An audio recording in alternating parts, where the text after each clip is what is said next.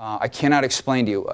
I mean, a 1% state of dehydration will negatively impact your performance by as much as 10 to 12%. 1% dehydration, a 10% miss in your performance. It's huge.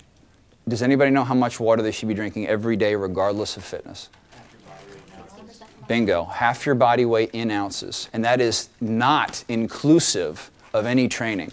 If you're training, that's another 16 to 20 ounces an hour. Okay? So if you got an hour of training, you got a half an hour CrossFit WOD in the morning and a CFE WOD later, and it's in half and half. That's 8 to 12 ounces in the morning, another 8 to 12 ounces during and post-workout. But outside of the rest of the day, if you weigh 150 pounds, you got another assignment of 75 ounces for the rest of the day. Okay? And I don't care who you are.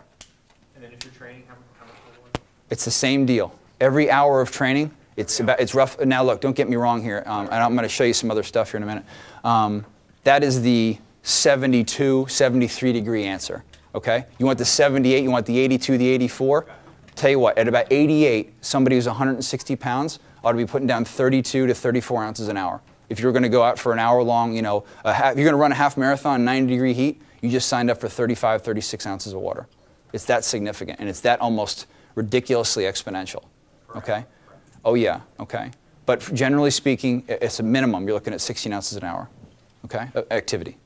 Outside of activity, half your body weight in ounces of water. Okay? You know, the coffee thing gets a bad rap because, believe it or not, if you have like 30 ounces of coffee and the diuretic kind of effects of that much coffee and the diuretic effects of having 30 ounces of water, generally speaking, if you drank a liter of water right now, do you think you'd have to go to the bathroom? Yeah. Yeah, okay. So the diuretic differences of just drinking too much of anything, I mean, it's just not worth worrying about. I mean, I wouldn't go down this route of, oh my God, caffeine, I need to offset it. It's just not that significant, okay?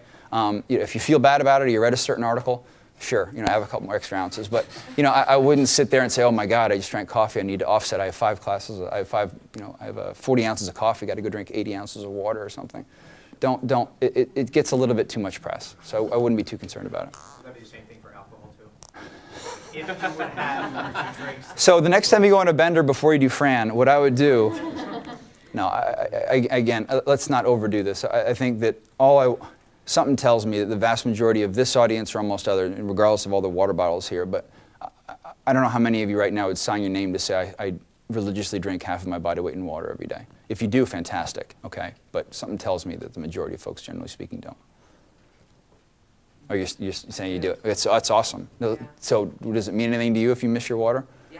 You bet your butt, right? Yeah. You feel like garbage, don't you? You feel terrible. You actually lose flexibility. Exactly, right? And by the way, you do have a hangover. Why? Just like the oil in a car, the car isn't going to move right. If you don't have enough hydration in your muscle tissue and everything, it's not going to work right.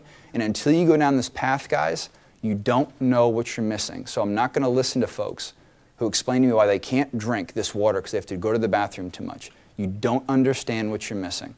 Okay? So please, if you're not doing it, I strongly suggest going down that path. Okay?